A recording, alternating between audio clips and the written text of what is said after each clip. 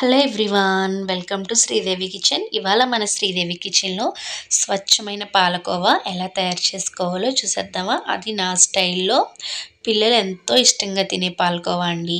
ముందుగా స్టవ్ వెలిగించి దాని మీద ఒక మందపాటి పాత్ర ఏదైనా పెట్టుకొని 1/2 లీటర్ పాలు అయితే నేను వేసుకున్నాను అనమాట. గేదె పాలు, మీరు కావాలితే ప్యాకెట్ పాలు కూడా తీసుకోవచ్చండి. ఇలా మరిగే వరకు కూడా అలా కలుపుతూనే ఉండాలన్నమాట.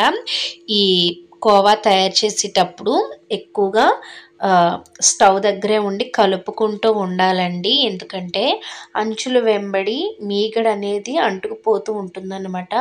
అలా అంటుకోకుండా మీరు కలుపుకుంటూ మీగడని తీస్తూ ఉండాలన్నమాట. లేకపోతే పాలకోవా అనేది సరిగా రాదు. చూసారా, ఈ విధంగా చిక్కగా అయ్యేటప్పటికి ఒక 4 టేబుల్ స్పూన్లు పంచదార వేస్తే సరిపోతుందండి. ఎందుకంటే ఇది చిక్కదనాన్ని బట్టి మనం పంచదార వేసుకోవాలన్నమాట. పాలు ఎన్ని ఉంటే దాని తగ్గ షుగర్ ఎక్కువైనా కూడా రాదండి సరిగాని. చూసారా, ఈ విధంగా చిక్కగా అవుతుంది చూసారా.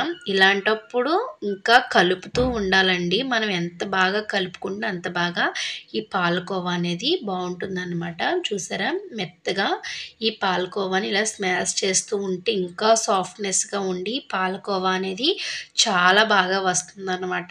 ఇలాగ ఎప్పుడైతే మనకు ఉండ తయారవుతుందో అప్పుడే మనకి పాలకోవా అనేది బాగా వస్తుందన్నమాట. అది మీరు చెక్ చేసుకోవాలండి. చూసారా, ఇలా చల్లారిన తర్వాత కూడా ఇంకా దీన్ని బాగా మెత్తగా కలుపుకుంటూ ఉంటే పాలకోవా అనేది ఇంకా బాగా రెడీ అవుతుందన్నమాట. ఇప్పుడు చేతులకి నెయ్యి రాసుకొని ఇలా కోవా బిళ్ళలా కానీ మనకి బాల్స్ లాగా కానీ తయారు చేసుకోవచ్చు అనమాట. మన ఇష్టాన్ని బట్టండి. నేనైతే ఇక్కడ కోవా బిళ్ళల విధంగా తయారు చేస్తున్నాను అనమాట. చూసారా ఎంత బాగా వచ్చాయో. ఇలా చేసి పెడితే పిల్లలే కాకుండా పెద్దవాళ్ళు కూడా చాలా ఇష్టంగా తింటారండి. అలాగే మన ఛానల్ని తప్పకుండా సపోర్ట్ చేయండి, సబ్స్క్రైబ్ చేయండి, షేర్ చేయండి, కామెంట్ చేయండి. వీడియోస్ అన్నీ కూడా మీ ఫ్రెండ్స్ అందరికీ కూడా షేర్ చేస్తారని అయితే అనుకుంటున్నాను.